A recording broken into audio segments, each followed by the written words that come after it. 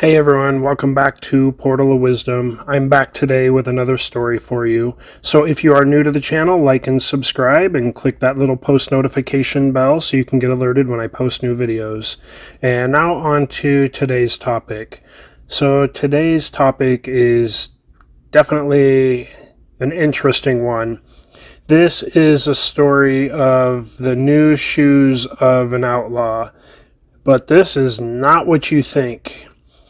So the saying, walk a mile in my shoes, takes on a whole new meaning when the shoes that we're talking about are made out of a dead outlaw.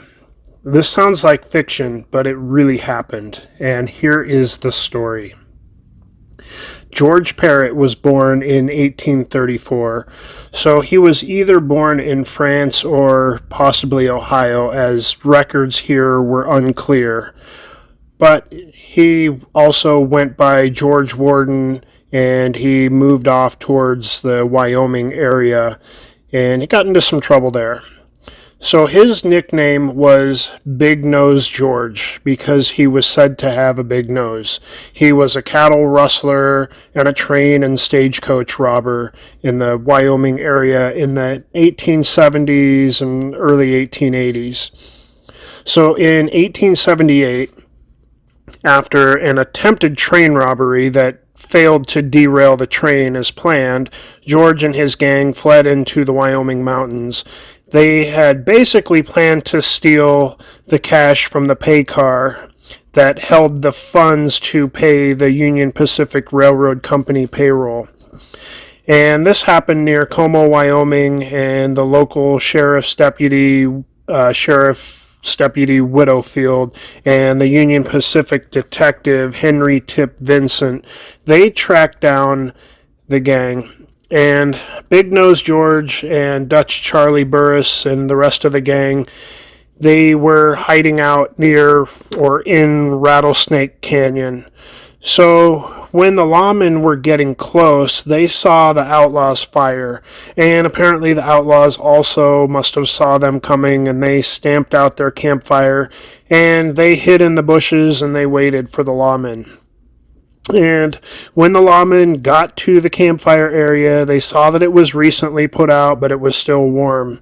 So as they were looking over the campfire and trying to figure out what to do or what direction to go, then the gang sprang from the bushes and killed both of the lawmen. So this made them extremely wanted. So then the outlaws went ahead and fled to Montana, and they managed to rob a merchant there with the last name of Kahn. And he was heading east on a purchasing run. I guess he was going to purchase some goods. And Kahn was accompanied by the military paymaster's wagon train from Fort Keogh in Dakota Territory. So the soldiers were headed to the Northern Pacific Railroad and back to the fort with funds to distribute at the fort. And the outlaws netted several $1,000s in this heist. So the outlaws, they evaded capture for a while, and some of them started to get a bit lax. So Dutch Charlie was caught in January of 1880, and he was transported by rail. And in Carbon, Wyoming, the train had to stop for some more coal. And the angry mob outside, I think they caught wind that Dutch Charlie was on board, and they came aboard and they dragged Dutch Charlie off of the train and they hung him from a telegraph pole. So, no more Dutch Charlie at this point. So the rest of the gang was still in Montana bars, hanging out, bragging a bit about their encounters with killing the lawmen, and someone had wired the Carbon County, Wyoming sheriff, James Rankin, and he headed to Montana in July of 1880. And I guess the gang didn't think about the fact that if you're going to brag about killing some lawmen, most people are probably going to know that there's a price on your head, so if they help turn you in, they may be able to collect a reward. And this is basically what happened. So they got a little too drunk, and they mentioned some things that they shouldn't have, let their guard down, and And Sheriff Rankin came back to Wyoming with Big Nose George. And Big Nose George was sentenced to hang on April 2nd of 1881. So 2 days before his execution date, he tried to escape the jail by sawing through his leg shackles with a pocket knife that he somehow got a hold of. Then he struck the jailer with the shackles that he had managed to remove, but he was recaptured when the sheriff's wife picked up a gun and fired it into the ceiling and alerted others who ran to help. And it sounds like this mob that responded to Big Nose George's escape attempt went ahead and grabbed him, and they strung up a rope on the telegraph pole outside and made George stand on an empty kerosene can, and they tied the rope around his neck and they pulled him into the air, but the rope broke. And at that point, George begged to be shot instead, but they strung him up again, and he had a new rope, and this time his luck finally ran out. He ran out of rope. So at this point, nobody claimed his body, so a local doctor named Dr. Osborne and the Union Pacific doctor and surgeon, Thomas McGee, they claimed the body for medical research purposes.